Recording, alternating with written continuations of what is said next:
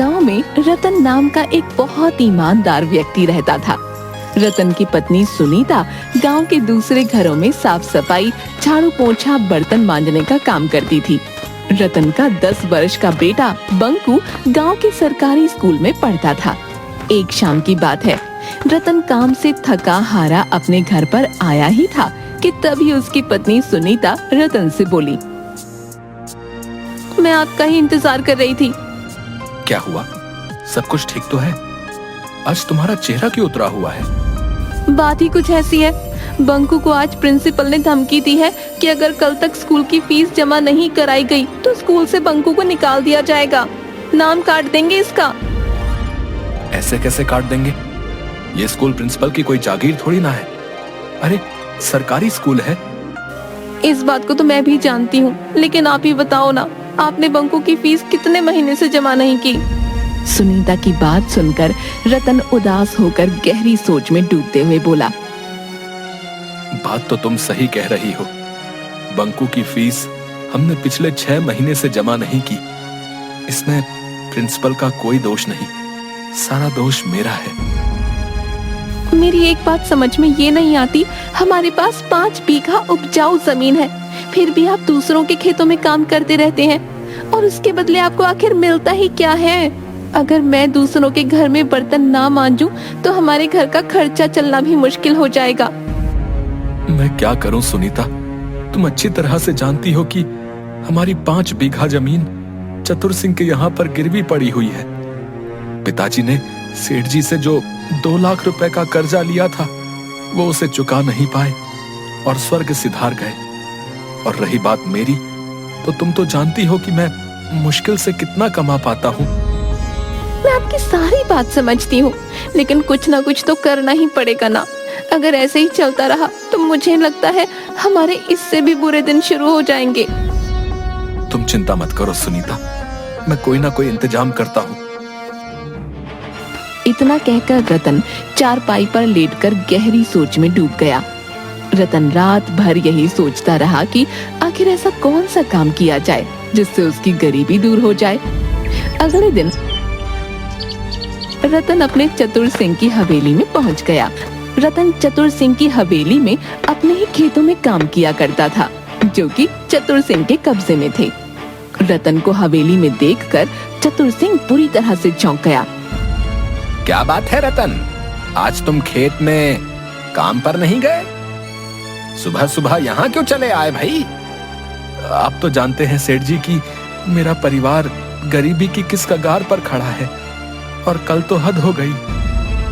क्यों भाई, कल ऐसा क्या हो गया जो तुम्हारे पैर हमारी हवेली तक आने के लिए मजबूर हो गए? अब कल स्कूल वालों ने मेरे बेटे बंकू को स्कूल से वापस कर दिया, ये बोलकर कि जब तक मैं उनकी पूरी फीस नहीं चुका देता तब तक बंकू स्कूल में नहीं पढ़ सकता। और यहाँ तक कि उन्होंने ये तक बोल दिया कि अगर कुछ दिनों के अंदर मैंने उनकी फीस नहीं चुकाई तो वो मेरे बेटे का नाम काट देंगे। तो इसमें हैरानी की क्या बात है? क्या तुम्हें पता नहीं कि गरीबों को अपने बच्चों को पढ़ाने का कोई अधिकार नहीं? अरे भाई, अपने बेटे से कहो कि तुम्हारे साथ मिलकर वो तुम्हारे काम में हाथ बटाए। तुम ही सोचो, स्कूल में पढ़ाई करके उसे आखिर क्या मिलेगा? वैसे भी पढ़ लिख कर किसी की नौकरी तो लगती नहीं है। तुम्हारे साथ कुछ काम करेगा तो तुम्हें कुछ ना कुछ कमा कर ही देगा। ये कैसी बातें कर रहे हैं सेठ जी? आप चाहते हैं कि मैं अपने बच्चे की पढ़ाई छुड़वा दूं और उसे अपनी ही तरह अनपढ़ रहने दूं? अनपढ़ होना बुरी बात नहीं है रतन, गरीब होना बुरी बात है। अब तुम ही देखो, इस देश में न जाने कितने ऐसे नेता बनते हैं जिन्होंने कभी स्कूल की शक्ल तक नहीं देखी होती। इस देश में नेता किस प्रकार से बनते हैं और वो क्या करते हैं, मुझे इस बात से कोई लेना देना नहीं।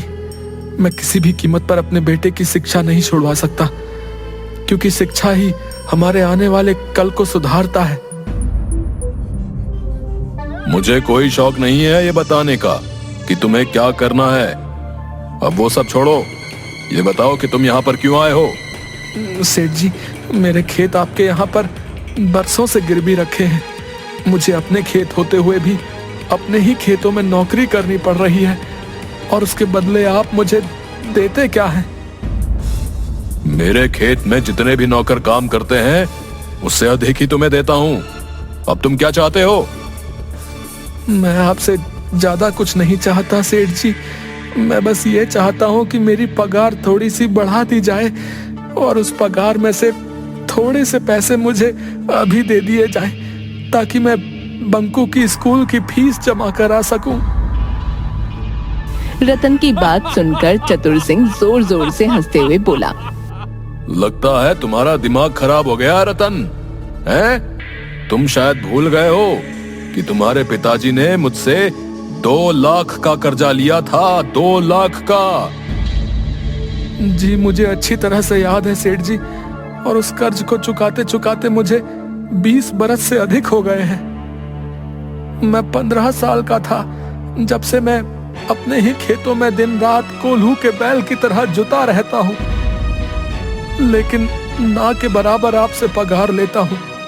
उसके बावजूद भी आपके 2 लाख रुपए खत्म होने का नाम ही नहीं ले रहे।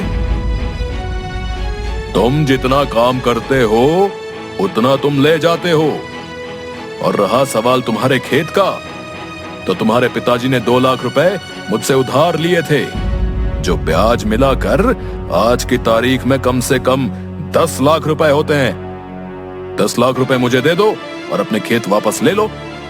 उसके बाद अपनी मर्जी के मुताबिक अपने खेत में हल चलाना और फसल बोना। मैं तुमसे कोई सवाल नहीं करने वाला। तो क्या आप मेरी पगार नहीं बढ़ाएंगे सेठ जी? मैं बहुत मजबूरी में आपके पास आया हूँ। जिससे तुम मजबूरी कहते हो, हमारी भाषा में उसे बगावत कहते हैं, बगावत। और मैं बागियों की बात नहीं मानता, और ना ही उन्हें काम पर रखता हूं। अब सुनो तुम, अब से तुम्हें काम पर आने की कोई भी जरूरत नहीं है। जाओ जाओ जाओ जाओ, अब तुम जा सकते हो यहां से, जाओ। रतन मुंह लटकाकर घर चला आया, जहां पर उसका पड़ोसी बिरजू पहले से ही उसका इंतजार कर रहा था। बिरजू भी चतुर सिंह की हवेली में ही काम किया करता था। रतन को उदास देखकर बिरजू मुस्कुराता हुआ बोला,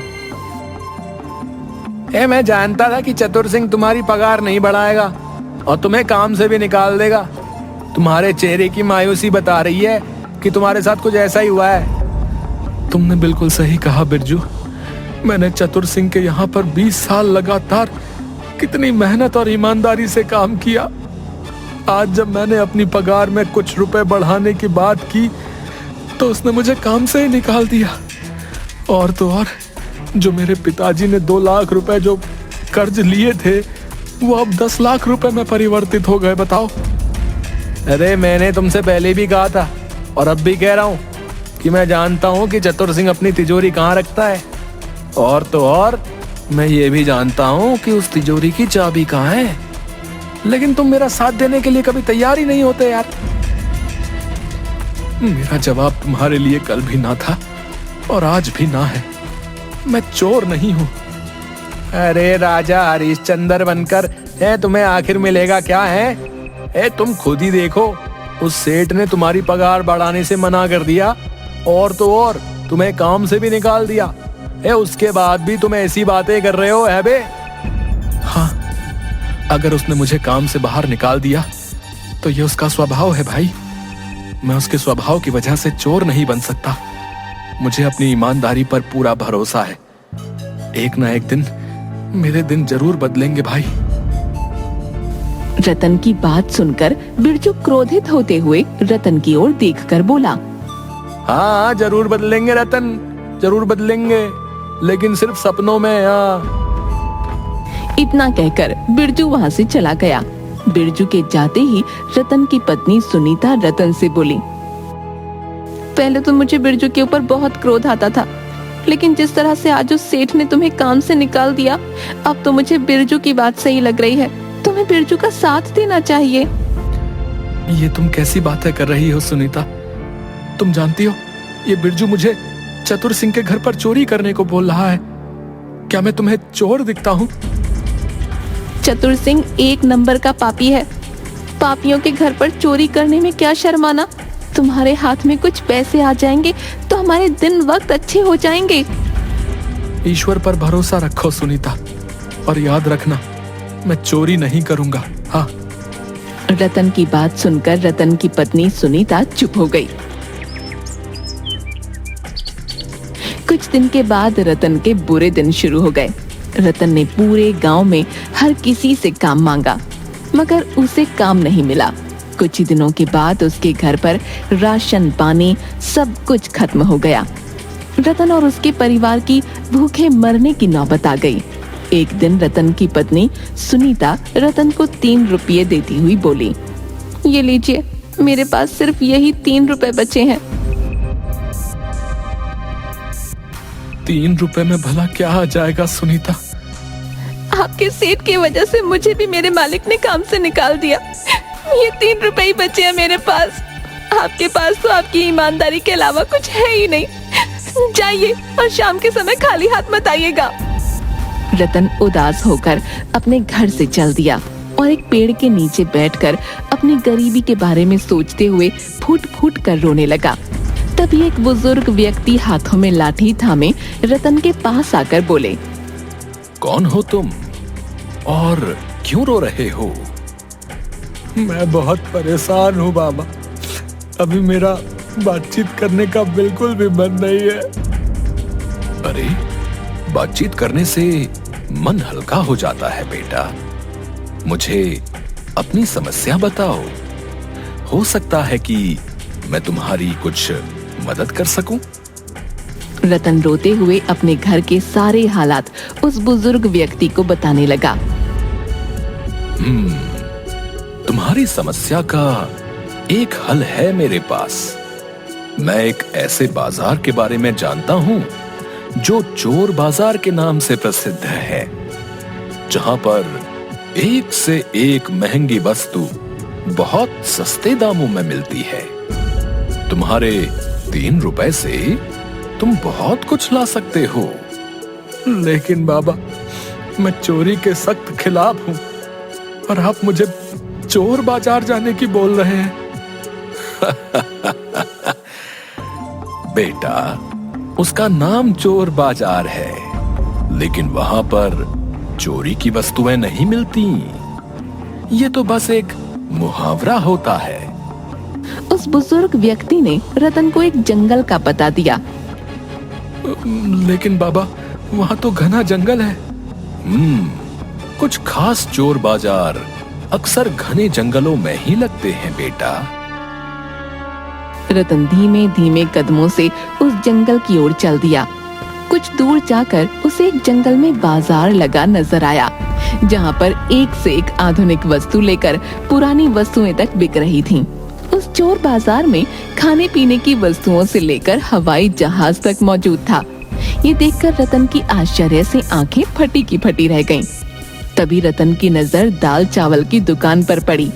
रतन वहां पहुंचते ही झिझकते हुए उस दुकानदार से बोला, भैया, ये आटे की बोरी और दाल की बोरी कितने किलो की है?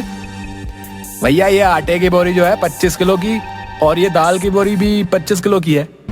मेरे पास तो केवल 3 रुपए हैं, लेकिन बाबा ने कहा था कि यहाँ पर बहुत सस्ती वस्तुएं मिलती हैं। रतन को सोचते देख वो दुकानदार रतन से बोला, क्या हो गया भैया, किस सोच में पड़ गए? ये आटे और दाल की बोरी मुझे कितने में मिल जाएगी? अरे भैया, केवल 1 रुपए में। ये सुनकर रतन बुरी तरह से दंग रह गया। कहीं आप मजाक तो नहीं कर रहे? अरे भैया, मुझे लग रहा है कि आप यहाँ पर नए हो। रतन ने उसे 1 रुपया दे दिया और बोरी घर पर उठाकर ले आया। अरे, आपके पास तो कल 3 रुपये थे।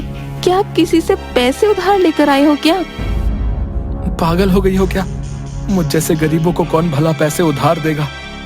इतना बोलकर रतन ने सारी बात अपनी पत्नी सुनीता को बता दी। अगर ऐसी बात है तो फिर से आप उस चोर बाजार से वस्तुएं लाकर कोई व्यापार क्यों नहीं शुरू करते?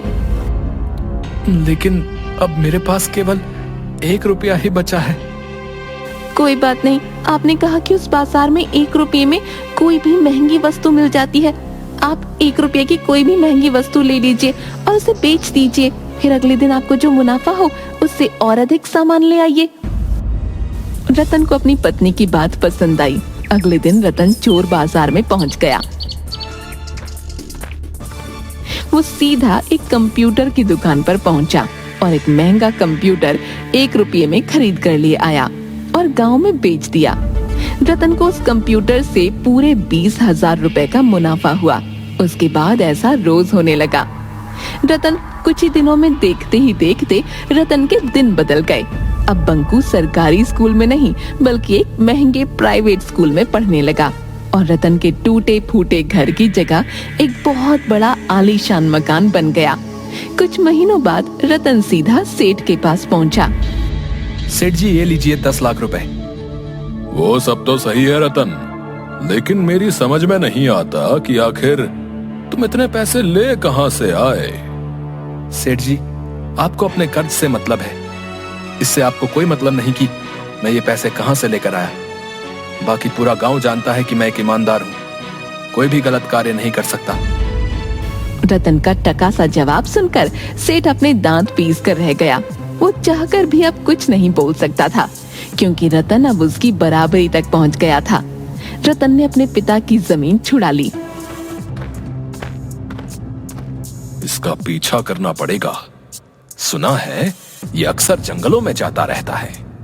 अगले दिन सेठ रतन का चुपके चुपके पीछा करने लगा।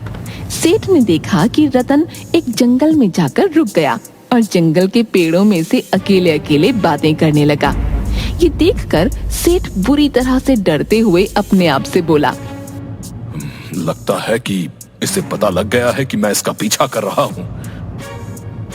सेठ चुपचाप मन महसूस कर अपने घर आ गया। कुछ दिन बाद उसने रतन का पीछा करने का विचार त्याग दिया। कुछ दिन बाद सुनीता अपने पति रतन से बोली, मैं भी उस बाजार को एक बार देखना चाहती हूँ। अरे, ये भी कोई पूछने की बात है। चलो, तुम तैयार हो जाओ। आज मैं तुम्हें अपने साथ उस चोर बाजार में लेकर जाऊंगा। सुनीता तैयार होकर रतन के साथ सीधा उस जंगल में चली गई जहाँ पर वो चोर बाजार लगा करता था। मगर सामने का दृश्य देखकर रतन बुरी तरह से चौंक गया क्योंकि वहाँ पर चोर बाजार का कोई नामो निशान मौजूद नहीं था। यहाँ तो कुछ भी नहीं है। अब मेरी बात का विश्वास करो सुनीता, यहीं पर ही चोर बाजार लगा करता था। मैंने यहीं पर बहुत सी वस्तुओं को खरीद कर बेचा है, सच कह रहा हूँ। तभी रतन की नजर उसी बुजुर्ग व्यक्ति पर पड़ी जो उसकी ही ओर आ रहा था। अरे बाबा, आप तो वही हैं जिसने मुझे इस चोर बाजार का पता बताया था। वो चोर बाजार कहाँ गया? वो एक बहुत ही खास चोर बाजार था बेटा।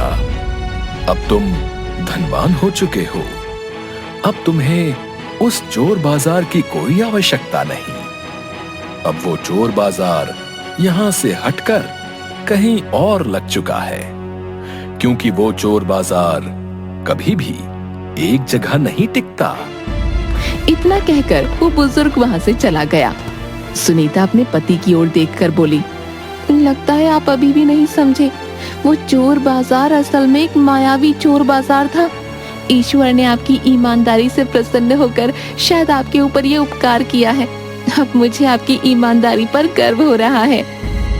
शायद तुम सही कहती हो। रतन अपनी पत्नी के साथ घर पर चला गया। वो आज भी सोचता है कि आखिर आज वो चोर बाजार कहाँ पर लगा होगा।